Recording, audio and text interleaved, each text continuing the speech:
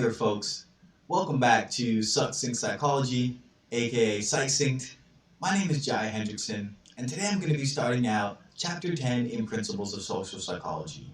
And again, I want to reiterate, as always, these slides have been pulled from the University of Minnesota libraries, and they have been edited for presentational purposes.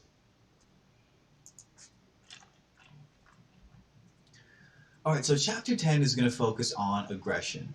And some of the topics we're going to be looking at more closely are going to be defining aggression, biological and emotional causes of aggression, violence around us, so how the social situation influences aggression, and finally, personal and cultural influences on aggression.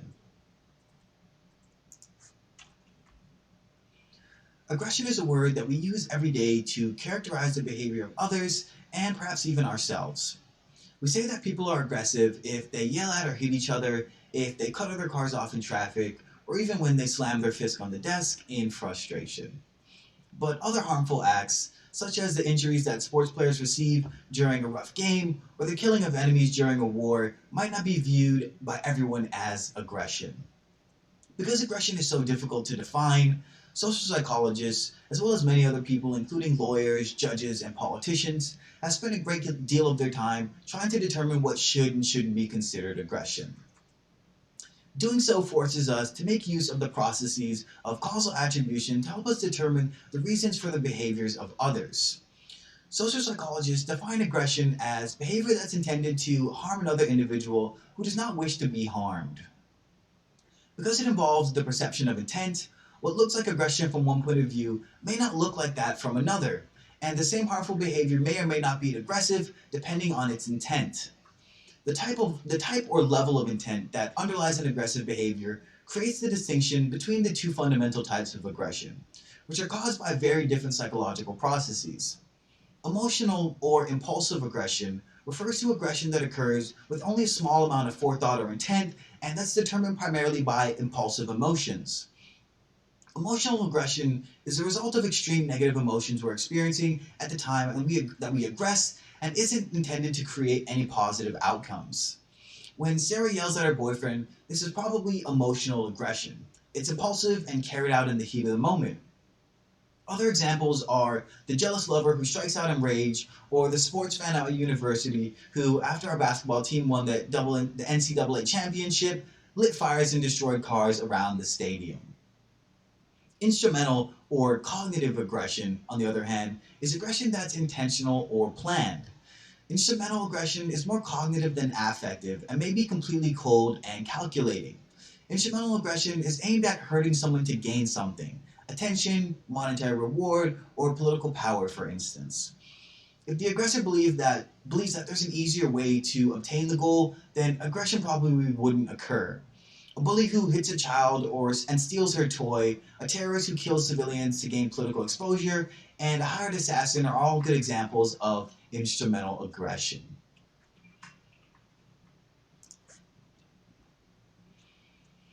Social psychologists agree that aggression can be verbal as well as physical. Therefore, slinging insults at a boyfriend is definitely, according to our definition, aggressive, just as much as hitting someone is. Physical aggression is aggression that involves harming others physically. For instance, hitting, kicking, stabbing, or shooting someone. Non-physical aggression is aggression that does not involve physical harm. Non-physical aggression involves verbal aggression, such as yelling, screaming, swearing, and name-calling. And relational or social aggression, which is defined as intentionally harming another person's social relationships, for instance, by gossiping about another person, excluding others from our friendship, or giving others the silent treatment. Nonverbal aggression also occurs in the form of sexual, racial, and homophobic jokes and epithets, which are designed to cause harm to individuals. Although the negative outcome of physical aggression are perhaps more obvious, non-physical aggression also has costs to the victim. Craig in 1998 found that children who were victims of bullying showed more depression, loneliness, peer rejection, and anxiety in comparison to other children. And in Great Britain, 20% of adolescents report being bullied by someone spreading hurtful rumors about them. Girls who are victims of non-physical aggression have been found to be more likely to engage in harmful behaviors, such as smoking and considering suicide. And Paquette and Underwood in 1999 found that both boys and girls rated social aggression as making them feel more bad or sad than did physical aggression.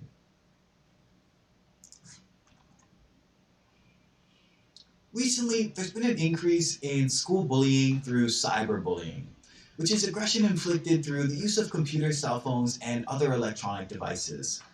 Perhaps the most notable recent example was the suicide of the 18-year-old Rutgers University student Tyler Clementi on September 22, 2010. Tyler's last words before he died were shared through an update on his Facebook status: "Jumping off the GW bridge, sorry."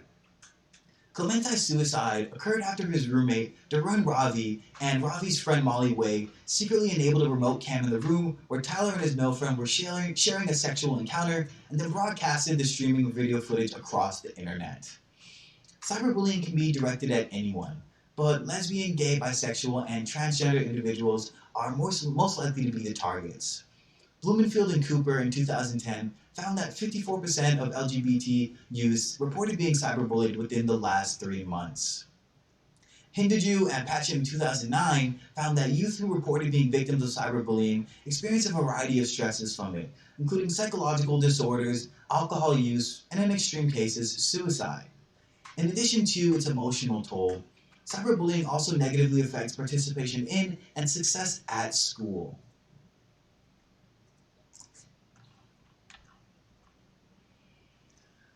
A belief in the innate aggressive tendencies of human beings, that the ability to be aggressive to others, at least under some conditions, is part of a fundamental human makeup, is consistent with the principles of evolutionary psychology. After all, the goal of maintaining and enhancing the self will in some cases require that we prevent others from harming us and those who we care about. We may aggress against others because it allows us to gain access to valuable resources such as food and desirable mates, or to protect ourselves from direct attack by others. And we may aggress when we feel that our social status is threatened. Therefore, if aggression helps in either our individual survival or the survival of our genes, then the process of natural selection may well cause humans, as it would any other animal, to be aggressive. Human beings need to be able to aggress, and nature has provided us with these skills. Under the right situation, almost all of us will aggress. However, just because we can aggress doesn't mean that we always will. It's not necessarily evolutionary adaptive to aggress in all situations. For one, aggressing can be costly if another person aggresses back. Therefore, neither people nor animals always aggress. Rather, they use aggression only when they feel that it's absolutely necessary. In animals, the fight or flight response to threat leads them to sometimes attack and sometimes to flee the situation. Human beings have an even wider variety of potential responses to threat, only one of which is aggression. And again, the social situation is critical in determining a response. We may react violently in situations in which we are uncomfortable or fearful, or when another person has provoked us, or we may also act more calmly in other settings. And there are cultural differences, such that violence is more common in some cultures than in others. Absalom Caspi and his colleagues in 2002 found evidence for the person-time situation interaction in determining aggression. They focused on the influence of a particular genetic factor, the monoamine oxidase gene, located on the X chromosome, and that produces an enzyme that influences the production of serotonin, a neurotransmitter that influences mood, appetite, and sleep, and that produces aggression. Supporting the role of genetics in aggression, they found that individuals who had lower levels of this activity in the gene were more at risk of showing a variety of aggressive behaviors as adults. However, they also found that the genetic factor was only important for children who had also been severely mistreated. Alright folks, this is going to conclude my first video covering Chapter 10 in Principles of Social Psychology, looking at aggression. I hope you guys found it informative, and I'll see you guys in the next video.